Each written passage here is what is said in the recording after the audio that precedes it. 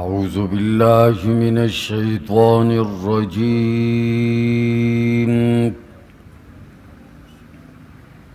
بسم الله الرحمن الرحيم.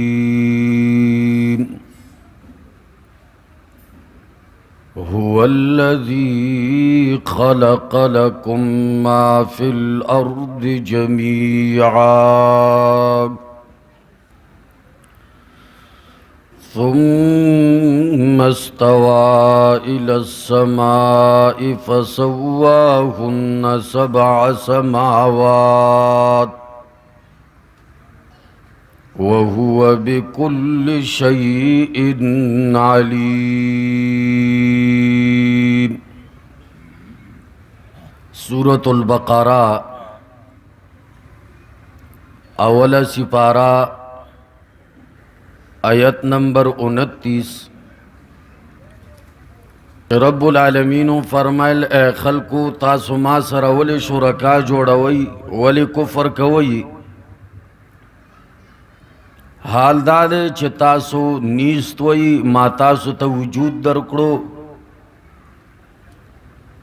تاسو به بیا زمړه کوم بیا بم را ژوندي کوم او ما ته به پیش کېږئ. نو مخکې نعمتونو اوس نور نعمتونه دي. الله فرمایي اے خلقو ځمکه کې چې څه دي ستاسو د فایدې دپاره ما پیدا کړي دي. بل دا دی آیت کې تعارف دی د رب العالمین چې رب العالمین پی جنگلو کوي اے خلقو ربو پی جنای. ځکه لوی انعام دا دی چې انسان خپل ربو پی جنی. د مونږ تاسو ته چې الحمدلله صحیح عقیده معلومه ده دا د رب د طرف نه انعام دی. بیا دې نه پس چې انسان ربو پیژني دا بل غټ انعام دی. ځکه په دنیا کې ډېر خلک اوسېږي، کله چې د نورو خلکو ته وګورې نو داسې خلک په دنیا کې ډېر شته چې مونځ نه ناخبره دي، د رب نه ناخبره دي، د قرآن نه ناخبره دي.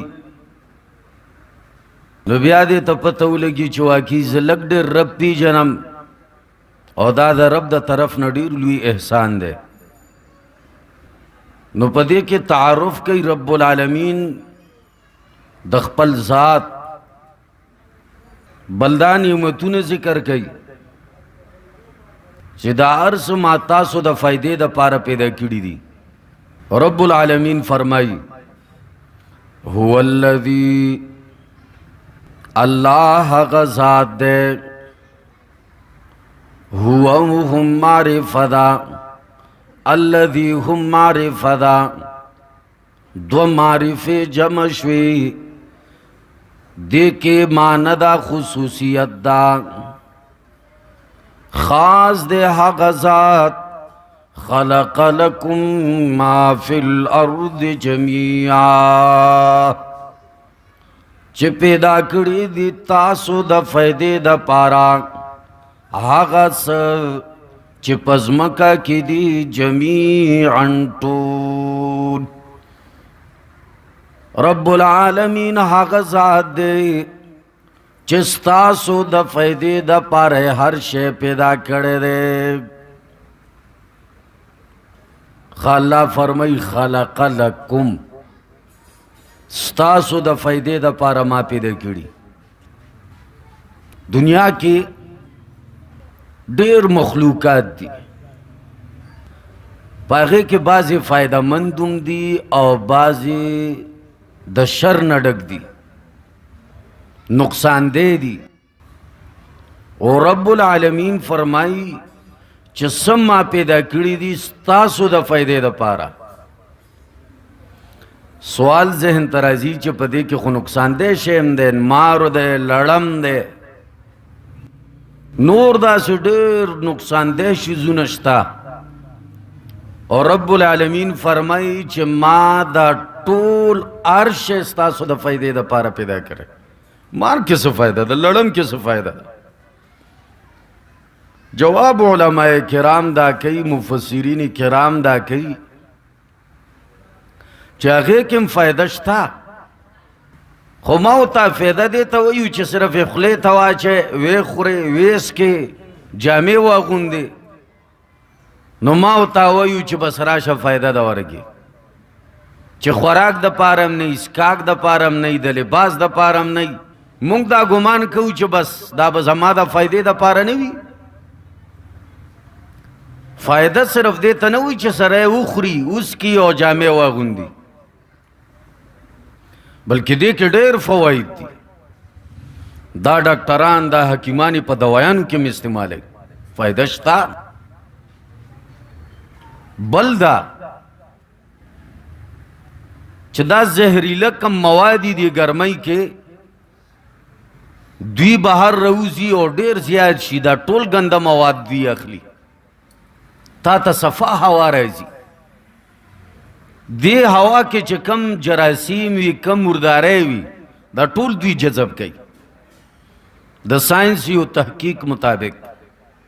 نو ګوره فایده شوه که نه، تا ته صفا هوا مهیا کیږي، کم کې چې نقصانونه دي، زهریله دي، هغه دوی جذب کوي. نو رب العالمین فرمایي دې کې هم ستاسو فایده ده.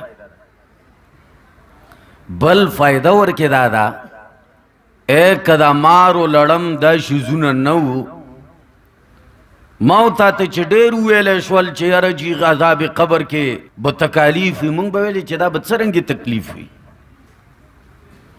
خو دا مار و لړم دا شیزونه رب العالمین پیدا کړي دي او فایده ورکې دا ده چې ما ورته عذاب قبر نه یریږو. یره جي ماران او لړمانان دي ورکې،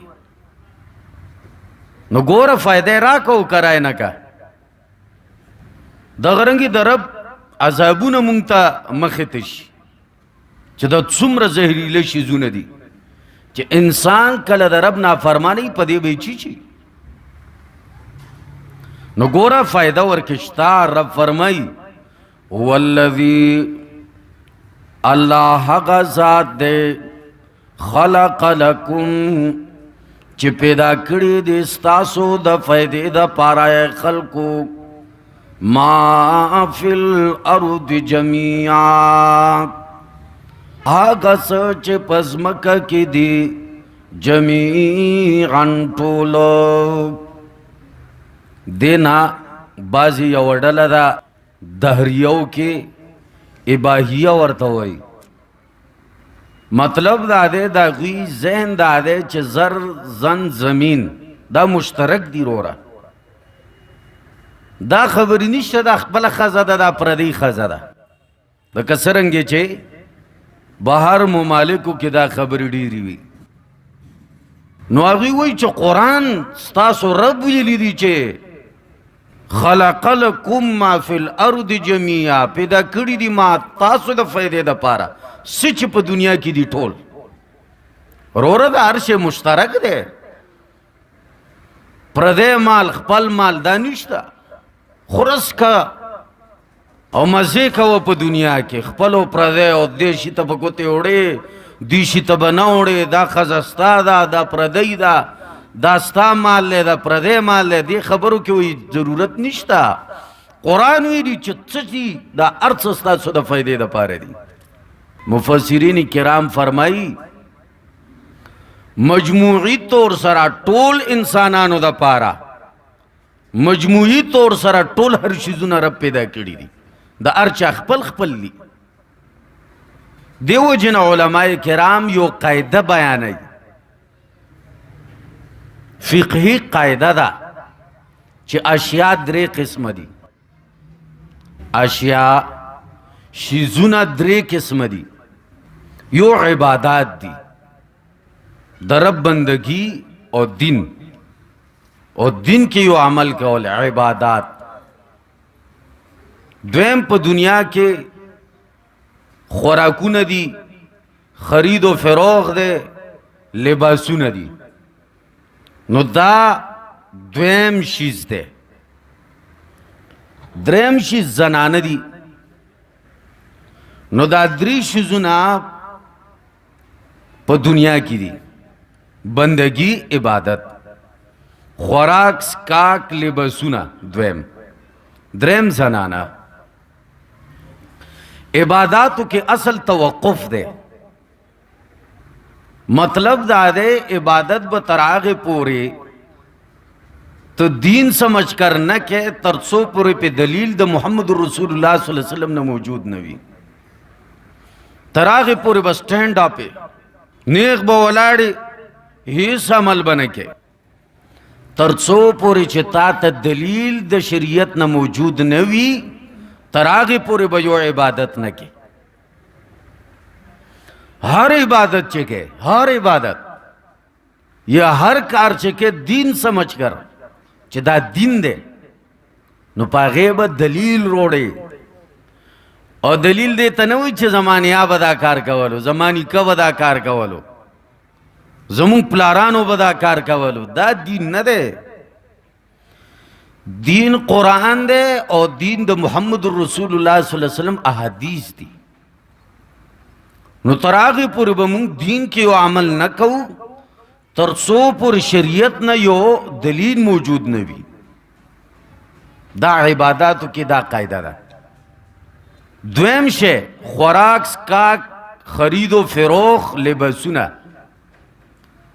پدی کی قائدہ دا دا چی دا ٹول ارس جائز دی. ہر قسم خرید و فروخ کوا ہر قسم لباس چوا ہر قسم خوراک کوا اللہ چی کم ندی شریعت منکی اغا بنکی.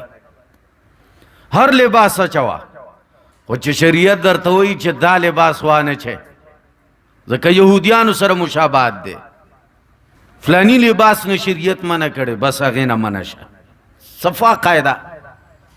ہر لباس جائز دے چی شریعت دی منع کی نبا چھے. ہر خوراک جائز دے اللہ چی شریعت دی منع کی نبا کے.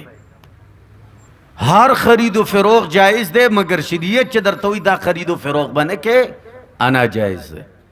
نو دویم شی کی قائدہ دا دا چی ہر شی کی اباحت دے خوراک سکاک خرید و فروغ لباس پدے کی اباحت دے اصل کی اللہ چی شریعت دی منے کی. دا علمی قائدہ دا دے وجہ غور بور توڑائی. دریم زنانے دی دیکھ شریعت قائدہ دا دا چی دا ٹول عرصہ حرام دی ٹول زنانہ حرام دی اللہ چی شریعت در تجائز کی چی دا جائز دی او دانے دی. نو دا دری شزون اشوال او دا شریعت دری قائدے ورکشوے. عبادات کے توقف دے تر اغی پوری بنکے چی دا شریعت نا پی دلیل نوی. خرید و فروخ لباس خوراک دیکھ دے شریعت قائدہ دادا چی دا عرص جائز دی مگر چی شریعت دی منکی نہ بے کے. زنانوں کی قائدہ دادا چی ہر زنانہ حرام دا اللہ چی شریعت در تا اجازتو کی چی دے خز سرا نکاح کولے شے بس شریعت بمانے. نو بہر صورت سوک چی داوئی چو بس دا ہر شے مادہ پار پیدا دے قرآن وی دی نا قرآن وی مجموعی طور سرا مجموعی انسانانو دا پارا ہر شے حلال لے اور دا دی قوانین مطابق. نو رب العالمین فرمائی والذی اللہ کا ذات دے خلق لکم چی پیدا کری دی اے خلق استاسو دا فائدے دا پارا ما حغس فی الارض چی پزمک کی دی جمیعاً طول ہر شیستاسو دا فائدے دا پارا پیدا دے. ثم استوى بیا رب العالمین برابر شو قصد اکڑو الى السماء پطرف دا آسمان. بیا قصد اکڑو ارادو کا رب العالمین پطرف دا آسمان. استوا دا دے پسلکی چکل الہ رائشی یعنی دین بعد چکل الہ رائشی پمانا دا قصد او دا ارادے سرا یعنی رب العالمین قصد او ارادو کا پطرف دا آسمان. او کلچی دا دے پسلکی علا رائشی یعنی دین بعد چې علا راشي نو په معنا د ارتفاع یعنی رب العالمین اوچت شو کما یلیق بشانی استوا یعنی استوا علی العرش په عرش باندې مستوی شو یعنی ارتفاع خپل شان مطابق پاغه باندې ناز ده کما یلیق بشانی نو دلتا پسله کې الا راغلی دا معنی به کې د قصد او د اراده نو رب العالمین فرمائی ثم استوى الى السماء بیا قصد و اراده کا په طرف دا آسمان فسواهن 7 سماوات نو برابر کلوا اسمانونا و اسمانونه جوړ کړه رب العالمین سوال راځي چې کن فیکون باندې هر کار کوي او دلته ځمکه او اسمانونه او دا نظام کائنات رب العالمین 6 ایام شپږو ورځو کې پیدا کړی دی د خالی ته خالی وایي ځکه وایي دا ته خالی پاتې شوی مطلب دا شپږو ورځو کې مکمل شو او د خالی په ورځ باندې هیڅ څه نه سوال ذهن ته راځي رب العالمین خو ډېر باچاهانو باچا دی د کن فیکون ذات دی نو پکار دا و چې رب العالمین په کن او فیکون باندې هر څه پیدا کولی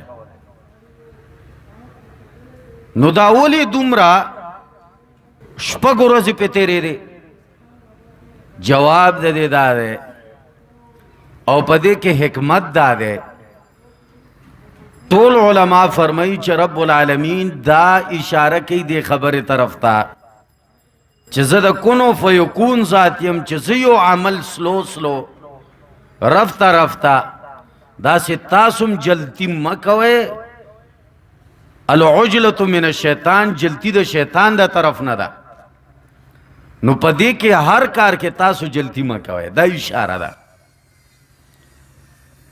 رب العالمین فرمائی فسواهن 7 سماوات نو پیدا کړل 7 سماوات و اسماننا هن ضمیر السما ته راځي دی و اسماننا رب العالمین پیدا کړل دغه رنګ رب العالمین فرمایي سرنګ چې و اسمانونه دي داسې وزمکه رب العالمین پیدا کړی دی ومن الارض مثلهن قرآن ویلی زمکه هم دغه رنګ و دي وزمکه دي وسرنګي دي نو بعضی مفسرین یا علما فرمایي چې دا و بر اعظم چې کمی دي بس دا وزمکه دي کنه بعضی وایي چې نه دا اونچ نیچ دا یو ځمکه بله ځمکه دا بدلیږي را بدلیږي وزمکه رب العالمین پیدا کړي بهر صورت ځمکې م ودي اسمانونه م ودي خو اسمان پهله پیدا دی که ځمکه پهله پیدا شوې د قرآن کریم د بعضې آیتونو نه معلومیږي چې ځمکه پهله پیدا ده او اسمان بعد کې پیدا دی خو قرآن کریم کې یو آیت دی آخر سپاره کې والارض بعد ذلك دحاها رب فرمائی ځمکه د اسمان نه بعد رب العالمین خوره کړې ده سوال راځي چې دلته خو معلومیږي پهله اسمان پیدا دی ځمکه بعد کې خوره کړې ده نو مفسرین کرام جواب ورکوي چې پیدا کړې د مخکې ځمکه رب العالمین ده بیا اسمان دی پاتې شو د آیت کې چې رب فرمایي او ځمکه بعد کې خوره کړې ده نو خورول جدا شی دی او پیدایش جدا شی دی پیدا کړې پهله ده خوره کړې بعد کې ده نو دلته الله فرمایي و اسمانونه ما پیدا کړل دا ډېر لوی کائنات دی دا څه ګپ نه دی چې اسمان هسې یو شی دی او بس رب پیدا کړی دی لا پورې رنگ بدل نشو لا پورې معلوم نشو چې دا کم ځای پورې دی څومره غټ غټ اسباب دي په دنیا کې اور زیت سائنسدانان انسانان لاړل اسمان وی داسې لري لکه څنګه چې دلته نه لرې دی داسې نه چې دا لږ رانږدې شي نظر سائنسدانان وی یره جی دا اوزون ګیس دی یعنی د نظر انتها ده بس دا غرونه چې لرې نه ګورې داسې نیله ښکاري وی دا هم بس نیله ښکاري د نظر انتها ده اسمان مسمان نشته ولې نشته دا ګیس نه دی دا میټر دی ماده ده خو د انسان د لاس نه چې بهر شوه نو دا یو پروپیګنډه ده وی انګور کټې ہیں رسېدلی نشي وی انګور تراوه دي نو داسې ګپ نه دی د اسمانونه دا د رب ډېر غټ مخلوق دی اسمانونه رب جوړ کړل اوس الله فرمایي وهو بكل شيء عليم اے خلق رب العالمین پا ہر شیز باندے قادر دے علیم پوا دے پا ہر شیز باندے بكل شيء علیم پا ہر شیز باندے پوا دے اے شیز ہر شی توائی داغے دا سنانم خبر دے داغے دا تابدارینم خبر دے داغے دا نافرمانینم خبر دے وہو بكل شيء علیم وَإِذْ قَالَ رَبُّكَ لِلْمَلَائِكَةِ إِنِّي جَاعِلٌ فِي الْأَرْضِ خَلِيفَةً اس مخ کی آیت کی رب العالمین د زمکه ذکر وک اسمانونو زمکه هو الذي خلق لكم ما في الارض جميعا زمکه تذکرہ وشوا اوس د زمکه د خلیفہ تذکرہ کوي چې زمکه کې کم انسان اوسیږي د هغې تذکره کوي زمکه تذکره تېره شوه اوس د زمکې د خلیفې تذکره کوي نو رب العالمین فرمایي وَإِذْ قَالَ رَبُّكَ او کله چې وویلې ربک رب ستا للملائکة ملائکو ته وَإِذْ قَالَ رَبُّكَ قالا نا معلومی گدا چھ رب العالمین خبریں کئی قرآن حکیم دا رب العالمین کلام دے خبری دی خبریں موسیٰ علیہ السلام سب رب خبریں کولے قالا نا معلومی گدا چھ رب العالمین خبریں کوي وَإِذْ قَالَ رَبُّكَ رب ویلے ملائکو سره خبرې کړې دي پیغمبرانو سره خبرې کړې دي رب العالمین کوي وَإِذْ قَالَ رَبُّكَ خپل شان مطابق مثال بنور کو لَيْسَ كَمِثْلِهِ شَيْءٌ رب العالمین د پارا هیڅ مثال نشته چې داسې خبرې کوي لَيْسَ كَمِثْلِهِ شَيْءٌ مثال بنا بیان ہے بس رب سره چې څرنګه لایق دي ما او تاته صرف دومره ویلی دي چې رب فرمایل بس نور مخکې به نه ځي ولله المثل الاعلى رب له ډېر غټ مثالونه دي بهر صورت رب العالمین خبرې کوي خچات ویلې وَإِذْ قَالَ رَبُّكَ او کله چې ویلې رب ستا للملائکت ملائکو تا ملائکو تی ویل دا پختو کې چې ورته فرشته وای دیتا ملائک ویل پکار دی اصطلاح جوړول پکار دی ملائک لکه څرنګه چې مشهور دا خدا ہے دے پسے اللہ ویل پکار دی اللہ ویل اللہ فرمایل دغه رنګ دانو مم ختمول پکار دي ملائک ویل پکار دي ملائک وَإِذْ قَالَ رَبُّكَ لِلْمَلَائِكَةِ کله چې ویلې رب ستا ملائکو ته دا ملائک کم قسم مخلوق دے ملائک نہ خوراک کئی نہ سکاک کئی نہ اوبس کی اور نہ خوراکونه کئی لکه دا ما ہوتا چکو دین پاک دی بس رب ورکی یو طاقتی کده چې خوراک ته اجت نه راځي. دنیا کې هر شی د رب تعریف بیانوي، دا دیوالونه، دا ځمکې، هر شی د رب تعریف کوي، هر شی د رب تسبیح بیانوي. خوراک کوي نه کوي، سکا کوي نه کوي. صرف انسان انس اور جن نور زندہ سر کم مخلوق دے، حالانکہ ہر شے د رب تعریف کوي. نو رب العالمین طاقتور ذات دے، بس دا صفت ورا چولے دے چې خوراک اسکاک تے اجت نہ رہزی. بل ملائکو کے نہ مذکر شتا نہ مؤنث شتا، لیکن انسانان انس اور جن دا نور زندہ سر دی کہ مذکر و مؤنث دوانه وی. حتیٰ کہ سائنس داوی چې بوټو کې وی، خو ملائکو کې مذکر و مؤنث نشتا. رب العالمین بس دا سے ذات دے او دا سی مخلوق کی پیدا کرے. بل ملائک دا سی مخلوق دے چې ستړي کیږي نه. ملائک دا سی مخلوق دے ستړي کیږي نه.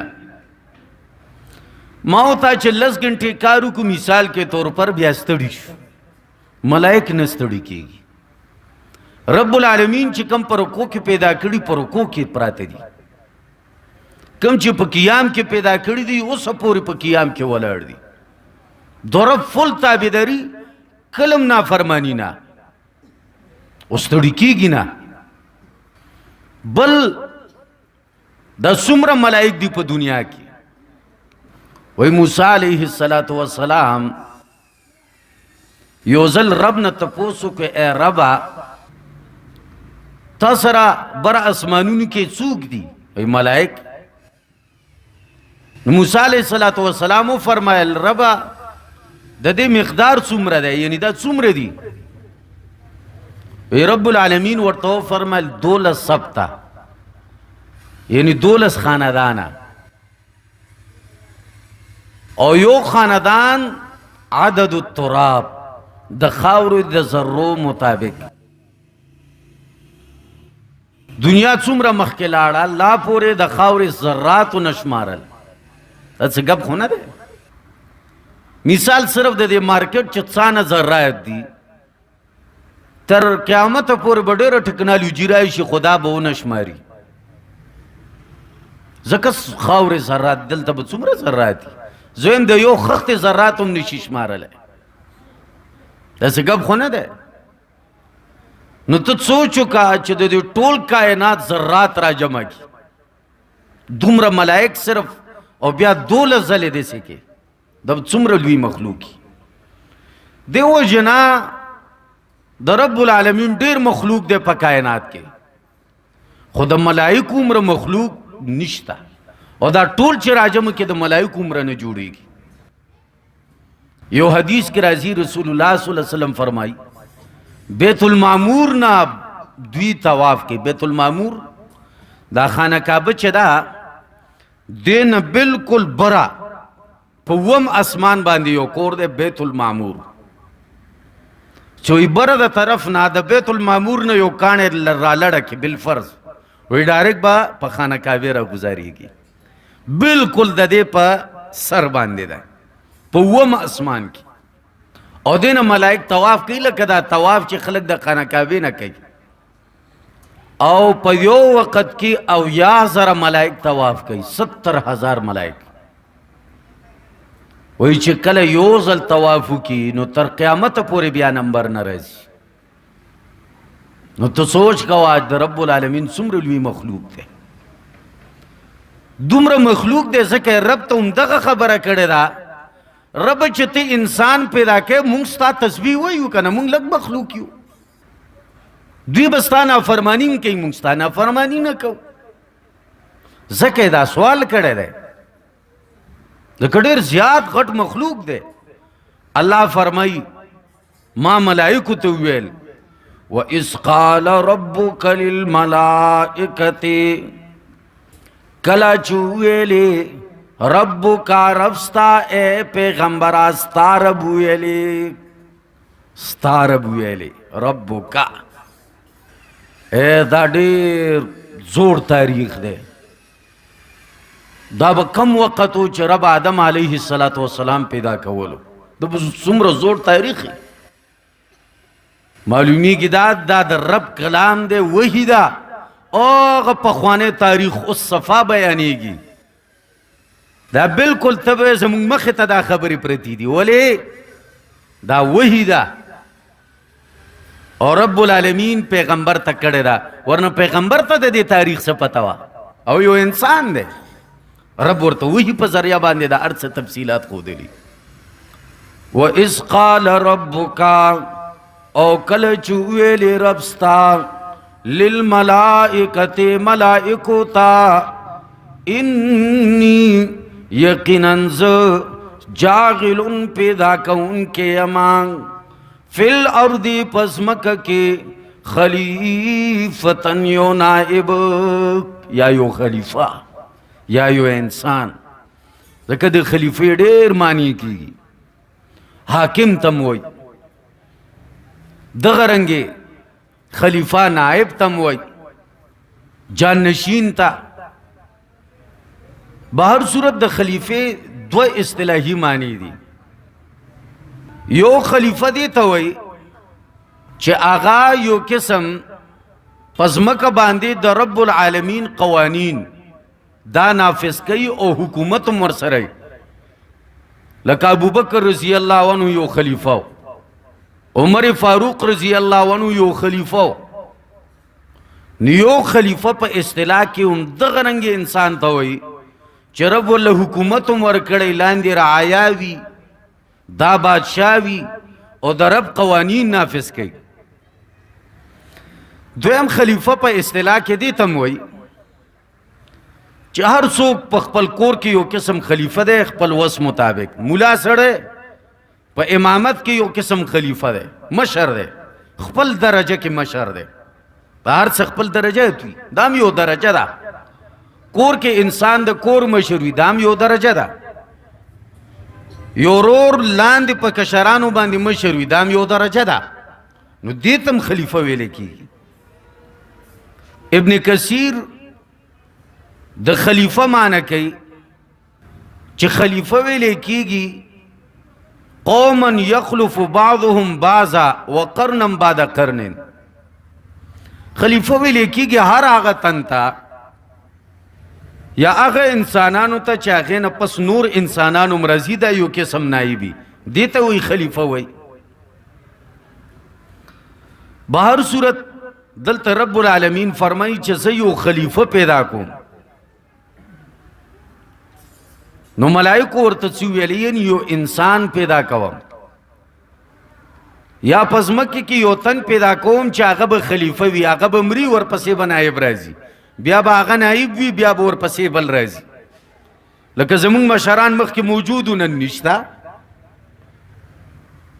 اوس مونږ خلیفہ وو نایبان یو اوس نن مونږ یو سباله به مونږ نه یو بیا به کشران وي نو دې ته ویل کېږي خلیفہ یو زی بل راځي یو پیړی زی بل راځي دې ته خلیفہ وای نو رب العالمین چې کله او فرمایل چې اے ملائکو زه پزمکه کې خلیفہ پیدا کوم نو ملائکو سو ویلې قالو ویلې ملائکو اتجعلو آیت پیدا کوي آیت ګرځوي فیها پدیسمکه کې من هغه څوک یفسد فیها چې فساد بکوي په دې ځمکه کې ویسفک الدماء او تویوي به وینو لرا اے رب ته په ځمکه کې داسې مخلوق پیدا کې چې فسادونه بکوي وینا به تویوي رب العالمین داسې مخلوق ولې پیدا کوي سوال راځي چې ملائکو ته څرنګه پته ولګي دا چې دا مخلوق به فساد کوي دا مخلوق به ویني تویوي ملائکو ته څرنګه پته ولګي دا نو جواب دا دی ملائکو ته څنګه پته ولګي دا چې رب العالمین فرمایل وَإِذْ قَالَ رَبُّكَ لِلْمَلَائِكَةِ انی جاعل فی الارض خلیفہ، چه اے ملائکو ز پزمکہ کی خلیفہ پیدا کو مانگ. نو اغوی د خلیفه لفظ نه استدلال کو چې خلیفہ خودی ته وی چې یو زی بل برازی، خو یو بولی زی خو یو برالی بل بوجنی، نو چې یو رازی بل وجنی. بس پوی شو چې دا خو شر و فساد ولړیږي. نو د خلیفہ لفظ نه استدلال سوچ واغی شو چې دا خو دسی مخلوق دی چې فسادات بکی. نو یې فرمایل رب دسی مخلوق ولی پیدا کې؟ بل دا چې دا خبره زکه وکړه چې پزمکه کې پیریان هم اوسېدل. مخکې اول پیریان پیدا دي، جنات. نو چې جنات پیدا دي نو ملائکو کته چې جنات شر و فساد کوي، داسې به انسان هم شر و فساد کوي. یو قسم قیاس یې وکړو چې څنګه دوی شر کوي، دا خو صرف مونږ مخلوق یو چې رب العالمین بس خپل تابعدار ګرځولی یو. دا پیریان شر و فساد کوي، نو داسې انسانان به هم شر و فساد کوي. نو دې لفظ نه استدلال ونیولو چې یاره جی دا به شر و فساد کوي. بل دا چې رب العالمینو فرمایل زه د خاورې نه پیدا کوم، مخکې تیریږي به وروسته را روان دي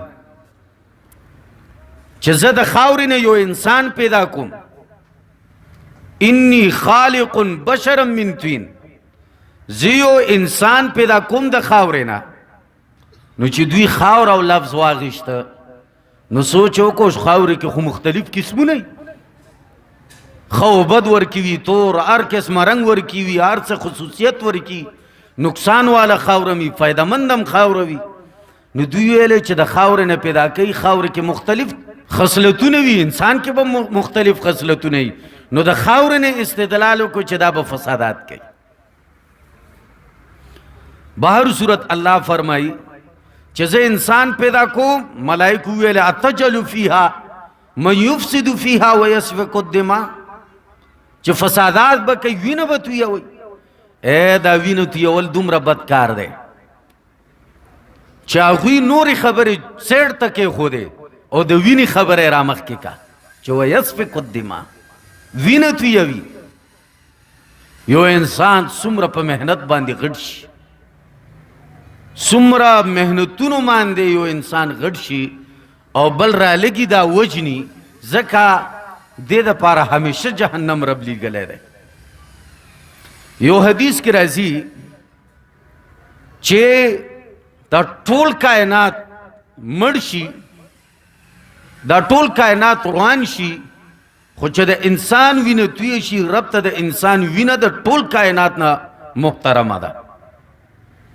یو روایت کې راځي چې چا ذمي کافر مړ کو، ذمي کافر دی ته وایي چې معاهده کړې وي چې زه به جګړې نه کوم، زه به شر نه کوم، خو زه به ستاسو په کلي کې اوسېږم. حق ورته شته شریعت د طرف چې دا دې موسیږي مسلمانه، ته موسېږه چې هغه ستا خلاف څه نه کوي او اوسېږي، دې ته وایي ذمي کافر. حدیث کې راځي چا ذمي کافر مړ کو نو هم به پې د جنت خوشبو حرامای، جنت خوشبو به هم پې حرامای په هغه مسلمان. چې ذمي کافر مړ کې دومره غټه سزا ده، نو چې مسلمان مړ کې دا به څومره غټه سزا وي. یو حدیث کې راځي که ټول انسانان یو انسان قتل کی، د دې یو انسان په بدل کې به دا ټول انسانان قتلولی شي. انسان وجل. نو ځکه قرآن ویسفک الدماء، وینه تویول د صفا صراحتن ذکر کړل، اگر چې انسان کې نورم بد خصلتونه دي. نو ملائکو ورته ویل داسې مخلوق پیدا کړي چې شر و فساد به کوي. ملائکو څه ویلې بیا؟ ونحن نسبح بحمدک، او مونږ خو تسبیح بیانو بحمدک سره د حمد ستا. اے ربا مونږ خو ستا حمدونه وایو، ستا تسبیحات وایو. دا رب العالمین ملائکو ته ویل. مفسرین کرام فرمایي چې ملائکو ته د ویلو څه حاجت و، خو ډایرکټ به رب العالمین یو کار کړی و، دا مخلوق به پیدا کړی و انسانان، ملائکو ته د دې خبرو ساجتو رب العالمین چې ملائکو ته وی چې زه پیدا کوم دا چللې نو یو حکمت ورکې دا و چې تعلیما للمشوره چې خلکو مشوره کوي هر کار چې کوي بغیر د مشورې نه مه کوئ قرآن ویلي وشاورهم فی الامر فإذا عزمت فتوکل علی اللہ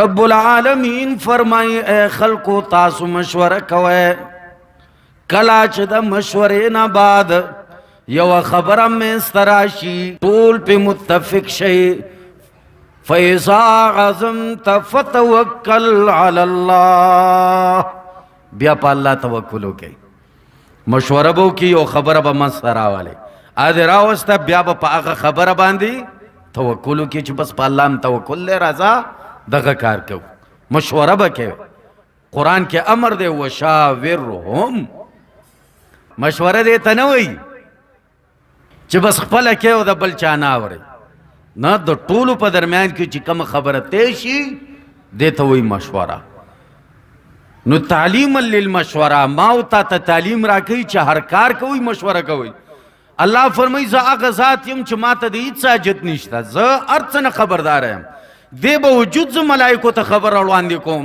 نو تاسو خو یو مخلوق یې ناقص العقل یې تاسو خپل درمیان کې خبر وړاندې کوئ که نه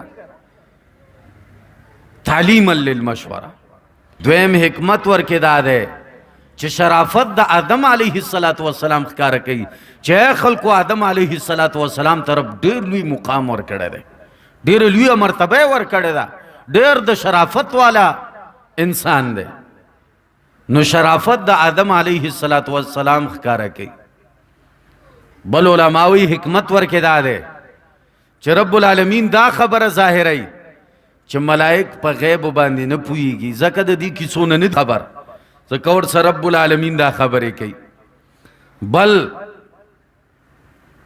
دا ټول روټین چې په اسمان کې روانو نو په دې کې یو حکمت داو چې رب العالمین د ابلیس تکبر ظاهرولو رب العالمین قانون دا دی امتحانات کوي په خلکو باندې چاله مال ورکړی وي په هغې امتحان کوي چې دا به څه کوي نو رب العالمین چې مخلوق آدم علیه السلام پیدا کولو یو حکمت ورکې دا و چې د ابلیس تکبر ښکاره شي او دا د رب العالمین قانون دی چاله مال ورکړی د مال امتحان پې کوي غریبانان خلک به دې ته راځي یا به دې له الله ډېر کورونه ورکړي وي هغې کې به غریبانان خلک وي چې دی ورسره مدد کوي او که نه کوي دا د رب د طرف نه امتحانات دي پار انسان کوي بعضې کس ته د زنا کولو مواقع ډېرې ورکوي موقع د رب د طرف نه امتحان دی چاته د یو شي موقع ورکوي چاته د بل شي موقع ورکوي خلک ښکاره کوي منافقان ښکاره کوي ایمان والا ښکاره کوي د خلکو منافقت ښکاره کوي دا د رب قانون دی دلته هم ښکاره کولو د ابلیس منافقت د ابلیس تکبر د ابلیس غرور نو دې وجې نه رب العالمین ملایکو نه تپوس وکړو او بیا ورته حکم د سجدې وکړو مخکې راځي اصل کې ټوله خبره ابلیس ته روانه وه د هغې منافقت ښکاره کولو الله فرمایي ملائکو ته چې کله ویلې چې زه انسان پیدا کوم ملائکو ته ویلې ونحن نسبح بحمدک اے ربا مونږ خو تسبیح بیانوو بحمدک سره د حمد ستا تسبیح ویلې کېږي چې ربا ته پاکې تا سره هېڅوک شریک نشتا ربا کچرې دا ټول دنیا راجمع شي معمولي غوندې اختیار ته نه ورکوې او نور سرشتا اسی نمونه دی الا اسماء سمیتموها اللہ فرمائی دا خو صرف نمونه دی چې فلان کی خان بابا هیڅ طاقت ور سره نشتا هیڅ پاور ور سره نشتا الا اسماء سمیتموها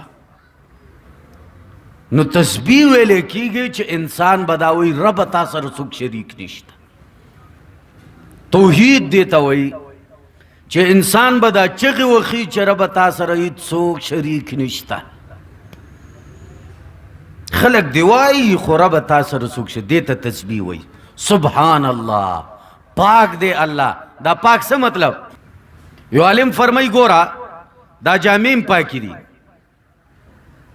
صحابم پاک دی، زمکم پاک دا، خود ہر شی پاکوالے جدا دے. زمک پاک دا دسنا نجاست نا، جامع پاکی دی دا خیرونا و دا گندگینا، صحابہ پاک دی دا طعن و دا زن. تاسو طعن با پی نکوئی، طعن نا پاک دی. چتا دا صحابہ کرامو غلطو پسی گرزے نا پاک دی. گورا صحابم پاک دی، پیغمبرم پاک دے، انبیاء کرام پاک دی. دا چنا دا گناہونو نا.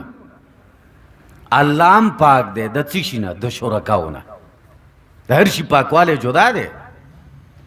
چمونگو یو صحابہ پاک دی دا طعن نا، پیغمبران پاک دی دا گناہونو نا، اور رب پاک دے دا شرکاو نا. دا مونگ چوئی سبحانک اللہم، سبحانک پاک دے ذات ستا. نو پاک سے مطلب دا شرکاو نا پاک دے. ملائکو دا خبر اکڑا چی اللہ مونگ خستا تسبیح وایو، نحنو نسبحو بحمدک، صرف تسبیح نوایو چی ربط پاکی سردا حمدستا. ربا ستا حمدم بیانو چی ربا طور صفتنا تال ردی. ونقدس لک، اور ربا مونگستا عظمت بیانو چی ربا تر دیرو چت ذات سبحانک اللہم. دا تسبیح وایو، تقدیس وایو، پاکوالے بیانو، ستو چت شان بیانو ربا. نو دے مخلوق پیدا کولو تا حاجت دے. سوال رازی چال تا خمونگ موجود نو، ملائکو زمون غیبت کڑے ہو. دا غیبت نہ دے. اے سڑے رپورٹ درج کئی نورشی چھ فلان کی مامان دے ظلم کڑ دے فلان کے دا سے دے. نو دا سے نے چھ پتانا کہ دا غتن غیبت کئی. غیبت نہ کئی آگے کے شر بئی. دا خوب اخپل جج تا مشر تا یو خبر اڑوان دے کے چڑوان دینے کی مقدمت سنگا درج کے. بہر صورت دیتا غیبت نہ ہوئی. دیر دوی رب تا ہوئے لے رب دوی کی دا کار دے. آلتا خلیفہ نائبان دی دا فساد شتور کے. خرب ورطا چو فرمائے قال انی عالم ما لا تعلمون. او فرمائے رب العالمین یقیناً ز عالم خپویگم ما پا حق سبان دے لا تعلمون چھ تاسو پی نپوئے گئے. ز عالم یم، ز دیر خپوئے گم پا آغا سبان دے چھ تاسو پی نپوئے گئے. اے ملائکو توئی چھ تاسو پی نپوئے گئے. کدا ٹول کائنات را جمشی علم ناقص دے. علم ناقص دے، پورا علم چا سر نشتا. دا یو ذات دے چھ دا ہر سی حکمت، دا ہر سی علم ورسر دے. اے موسیٰ علیہ السلام یو ذل بیانو کو. نو پیغمبرو دا پیغمبر پا بیان کی غدیر اثر ہوئی. بیان چیو کو نو دیر ناشنا بیانو. نو یو تنور کی و خبر ہوکا وی حل تعلم احدن اعلم من. اے موسیٰ علیہ السلام دیر عجیب خطاب دیو کو، دیر علمی خطاب دیو کو. آیا تانا پا کائنات کے بل پوہ انسان شتا؟ تانا بملا پوہ انسان بل سوکی؟ تانا غٹ علم بل سوکشتا؟ نو موسی علیہ السلام و فرمایل لا نه خبرې ټیک وه ځکه د وقت پیغمبر دی او د وقت پیغمبر د وقت لوی عالم وي اوس محمد رسول الله صلی الله علیه وسلم د دې امت پیغمبر دی نو د رسول الله صلی الله علیه وسلم نه لوی عالم بل څوک شته نشته ابو بکر صدیق رضی الله عنه عمر فاروق عثمان غنی علی رضی الله عنه دا ټول صحابه چې راجم کېدو ټولې دنیا علما راجم کې د رسول الله صلی الله علیه وسلم علم ته نشي رسېدلی لوی عالم د امت داسې موسی علیه السلام د خپل امت لوی عالم نو یې فرمایل لا مانه بل لوی عالم نشته خبره ټیک وه خو رب ته خوښه نه شوه چې ولې دې ویلې چې زه لوی عالم یم رب پوهه ذات دی رب العالمین ورته فرمایله ای موسی علیه السلام ته د یو تن نه خبر خضر علیه السلام ورشه ستا په وخت کې دی قرآن کی سورة الکاف کې بیا ټوله واقع ذکر کړی ده ورشه فلانی ځای کې دی او تا نه لوی عالم دی په دې امت کې اے موجود و او موسی علیه السلام ته پته نه وه او څومره لوی عالم موجود دی خلک پښتو کې متل کوي ہر سر دا پاسا سر وی بہر صورت اللہ فرمائیے خلقو زخ پوئے گم تاسو نہ پوئے گئے دا خلاصہ لفظی ترجمے تا وکش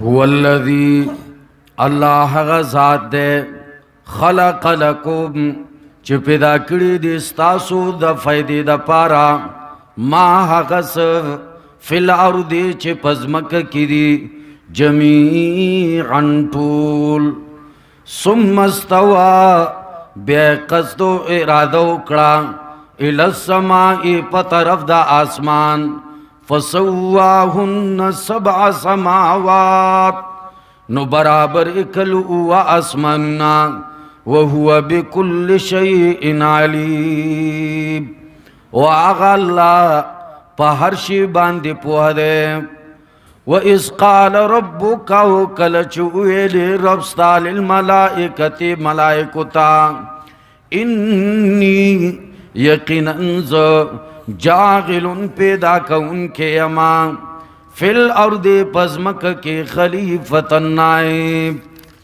قالوا نویلی دوی اتجالو آیت پیدا کے فیا پد اسمک کے منہ غسوک یفسدو چی فساد بکوی فیہا پدے کے ویسفک الدماء تویوی بوینو لرا ونحن نسبح بحمدک اموخ تسبیح بیانو ربا سردانستا ونقدس لک استا تقدیس تالوی بیانو قال انی او فرمائل رب العالمین یقیننز عالم خپوی گما پاغس باندی لا تعلمون چتا سن پوئے گئی وصلی اللہ تعالی نبینا محمد وعلیہ وسلم اجمعین